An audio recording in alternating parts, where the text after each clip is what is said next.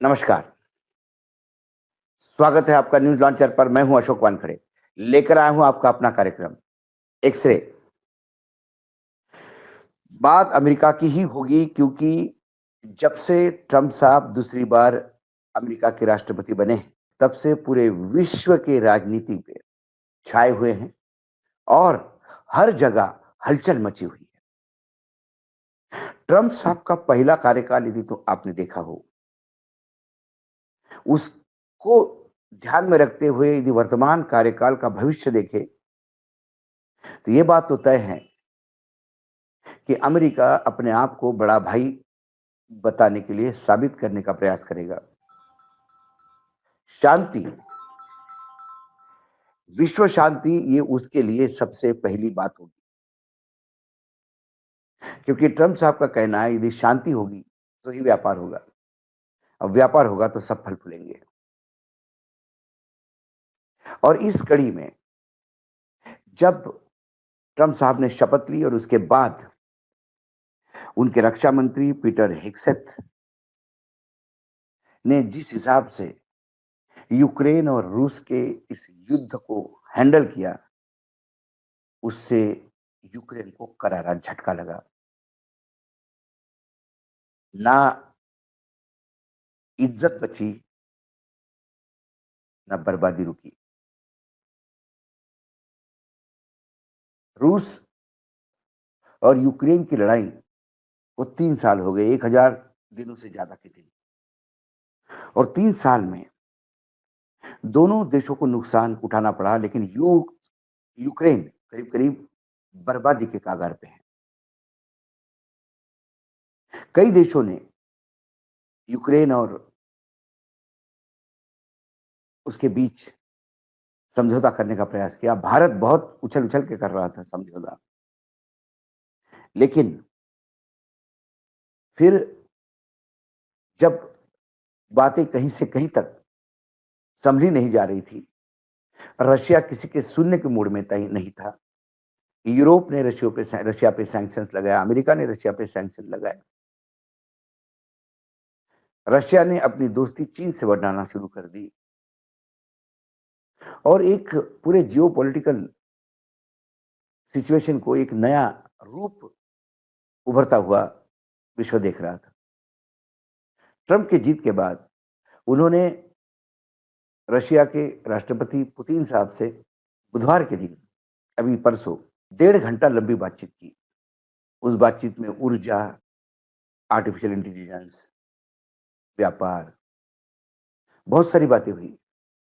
लेकिन सबसे महत्वपूर्ण बात थी कि रशिया को अमेरिका ने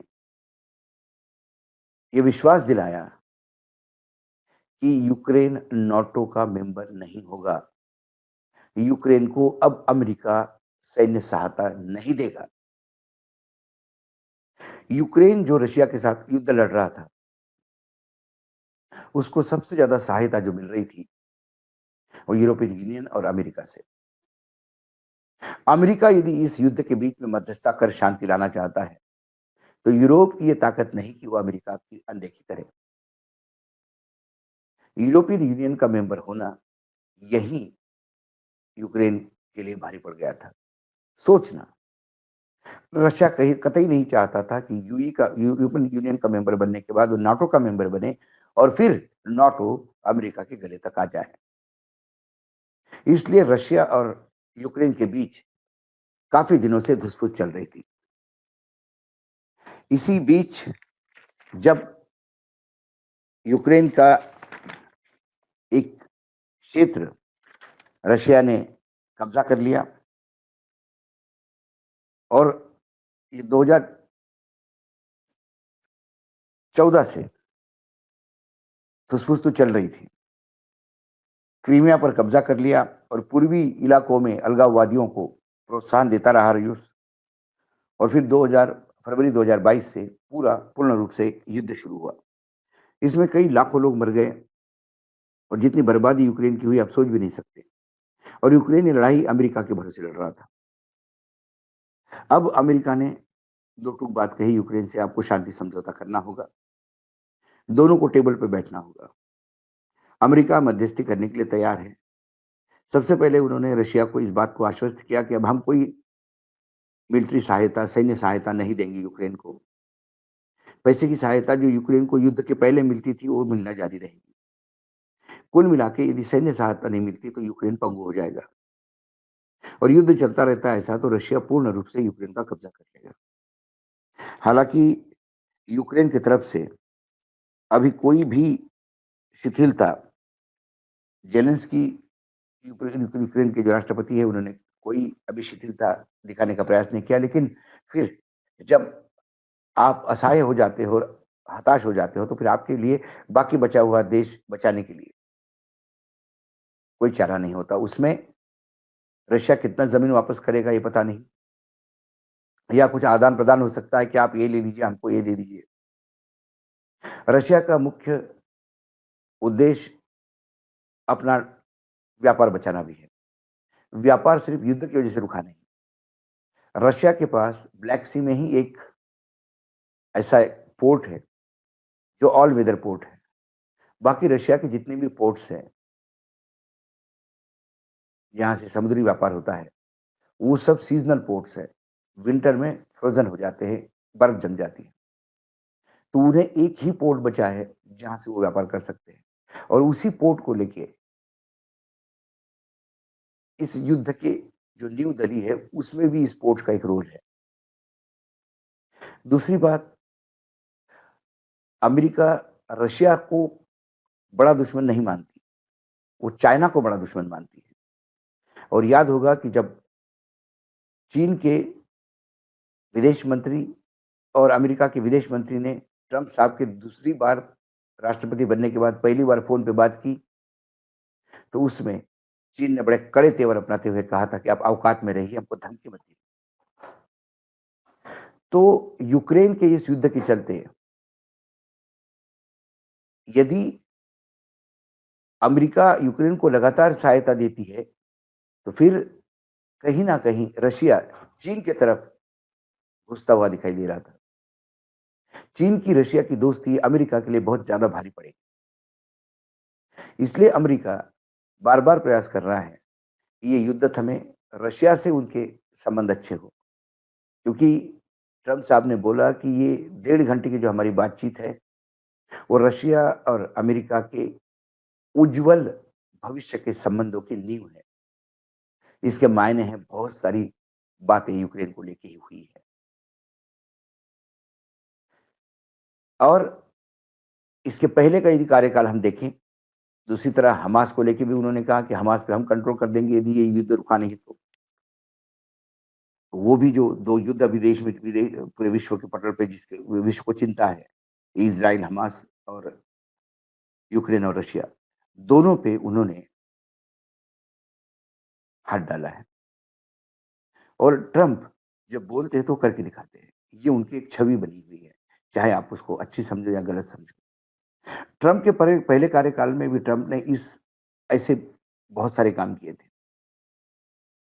उदाहरण के तौर पे उत्तर कोरिया से उन्होंने बातचीत शुरू की थी और कोरिया महाद्वीप पर वो जो द्वीप है, कोरिया द्वीप पर शांति बनाए रखे साउथ कोरिया, नॉर्थ कोरिया के बीच में।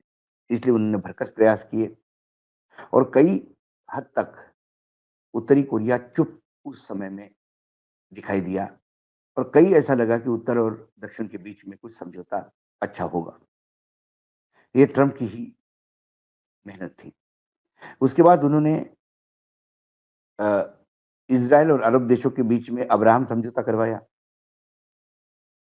इसके तहत कई अरब देश, यूएई हो गया, बहरीन हो गया, सूडान हो गया, मोरक्को हो गया, इन्होंने इज़राइल को मान्यता दी और वो क्षेत्र में शांति स्थापित हुई। अफ़गानिस्तान को लेकर भी उन्होंने तालिबान और स्थानीय सरकार के बीच में समझौता हो, इसके लिए दोहा समझौता किया, अमेरिका सैन्य भेजा। उसमें ज़्यादा सफलता नहीं मिली लेकिन एक बहुत अच्छा प्रयास माना गया। और ट्रम्प की ये तमाम बातों को चलते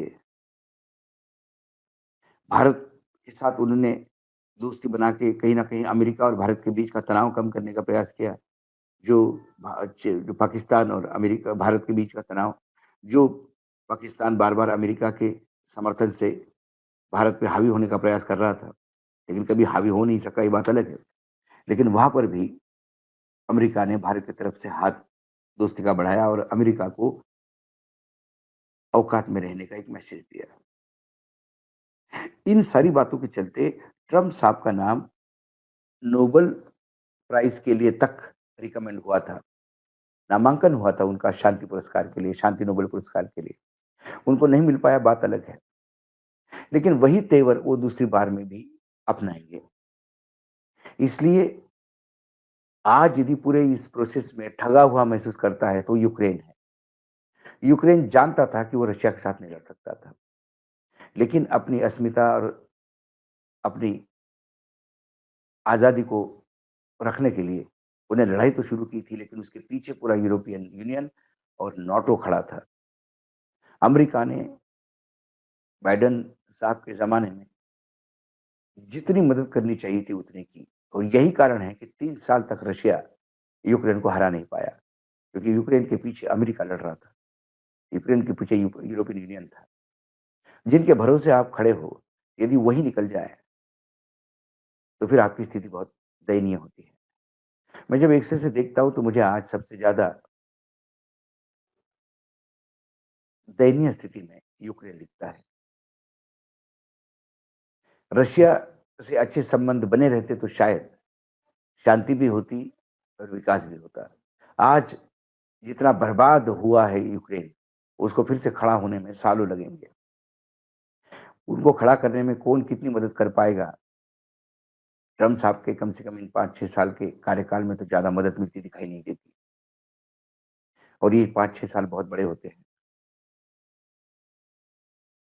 कुल मिलाकर अमेरिका ने जो तेवर राष्ट्रपति डोनाल्ड ट्रंप ने पहले टर्म में अपनाए थे, वही तेवर उन्होंने दूसरे टर्म पे अपनाए, और ये 1.5 घंटे की बातचीत डेथ वारंट साबित हुई यूक्रेन के लिए। क्योंकि इतनी लड़ाई लड़ने के बाद, इतना नुकसान करवाने के बाद, इतनी जनहानि करवाने के बाद, यदि फिर आपको रशिया के टर्म पे समझौता करना पड़ा, तो इससे ज़्यादा दयनीय स्थिति किसी देश की नहीं हो सकती। आज एक्स-रे में इतना ही। कल फिर आता हूँ किसी विषय के साथ, तब तक के लिए नमस्कार। देखते रहिएगा न्यूज़ लॉन्चर।